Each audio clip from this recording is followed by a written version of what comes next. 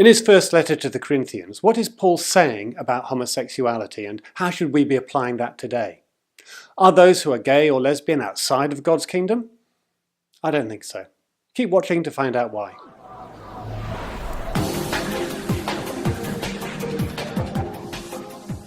In 1 Corinthians, 1 Corinthians if you're American, Paul says that a variety of wrongdoers won't inherit God's kingdom. Included in the list are a couple of words that the New International Version of the Bible translates as men who have sex with men, but the English Standard Version translates as men who practice homosexuality. But the King James Version of the Bible has effeminate and abusers of themselves with mankind. What's going on here? Let's have a closer look at the verses in question. 1 Corinthians 6, 9-10. Here's the New Revised Standard Version, and again a different translation, this time male prostitutes and sodomites. Do you not know that wrongdoers will not inherit the kingdom of God? Do not be deceived. Fornicators, idolaters, adulterers, male prostitutes, sodomites, thieves, the greedy, drunkards, revilers, robbers, none of these will inherit the kingdom of God. A little dig into some of the other terms in that list.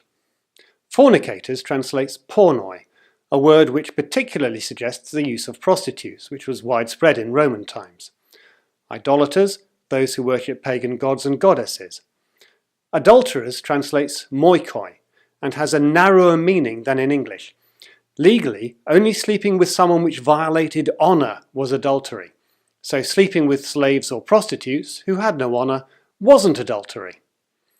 And then we come to the two words, malakoi and arsenokoitai. Why is there so much disagreement about how to translate them? Malakoi comes from a word, malakos, which literally means soft. For example, in Matthew 11:8, Jesus compares John the Baptist to those who dress in soft, malakos robes and live in palaces, perhaps a dig at King Herod. Just as soft in English covers a range of meanings, so it did in Greek. So malakos could mean effeminate. In a patriarchal society, where to be feminine was to be considered weaker and to be more swayed by your passions. And this is where the word effeminate can mislead us. In Roman times, it could refer to those who lived in a dissolute way. The lazy, the cowardly, the idle rich, sleeping around with any women available. Think of playboys or 18th century dandies. If a man spent too much time caring about how he looked and then being led by his lust, that was effeminate, soft, malakos. And the word could also refer to those who took what was considered to be the effeminate position in intercourse, the passive partner, the person being penetrated. And so malakos could also refer to a male prostitute.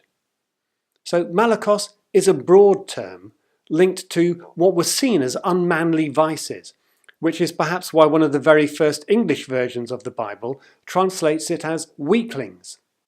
In Paul's letter, there are no clues as to what he meant precisely, it's just one term in the list, which is why the translations differ so much from each other. Does malakoi refer to the idle rich, or those who are sleeping around with loads of women, or to male prostitutes, or to some other aspect of the word? How much weight do we put on the fact that the next item in the list is arsenokoitai, the other disputed term which we'll come to in a minute? Different commentators disagree with each other, which is why we have so many different translations of these terms. My view? I think Paul was referring generally to the morally weak, those who choose to let their lusts lead their actions. But what about the other term, arsenokoitai, the plural form of arsenokoites? Here, we have almost the opposite problem from malakos, which is widely used in Greek literature.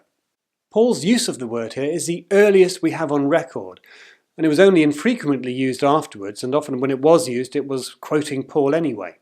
So what did Paul mean by this word? Well, one approach is to look at what the different parts of the word might be able to tell us.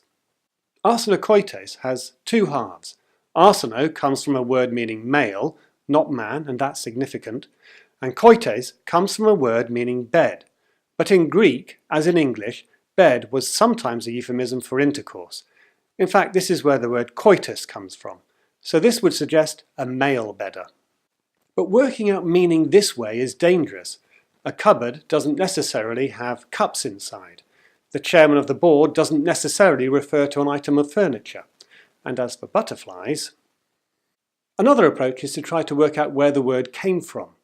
One possibility here is it's from the Greek version of Leviticus 20:13, where you get both the word arsenos, male, and koitain, bed. But again, this may tell us about the history of the word, but not how it was actually used in practice. We're working with limited evidence. Just looking at the construction of the word and its possible source from Leviticus suggests that it's referring to those who bed males. But those who bed males, not men. In the ancient world, overwhelmingly the most common form of male-male intercourse was the violation of boys, slaves and prostitutes, pederasty. Whenever Philo, a Jewish rough contemporary of Paul, refers to male-male intercourse, he means with boys. That's when he doesn't refer to practices associated with goddess worship. Pederasty would have been the default assumption for what was meant. Looking at the context in which arsenokoitai is used elsewhere suggests that violent economic oppression may also have been part of its meaning. Some of the earliest occurrences outside of the Bible include it with economic vices rather than sexual ones.